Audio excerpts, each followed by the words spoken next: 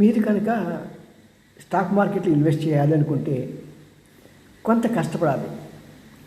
ఈరోజు పార్లమెంట్లో మన ఎకనామిక్ సర్వే రిపోర్ట్ని ఇచ్చారు. అది ఒక మంచి కొలబద్ద. మన దేశం ఎలా ఉంది, మన దేశంలో ఏ ఇండస్ట్రీస్కి అభివృద్ధికి అవకాశాలు ఉన్నాయి అనేవి ఒక మంచి అవకాశాన్ని, ఒక బ్రాడర్ అవుట్లుక్ని మనకి ఇస్తుంది.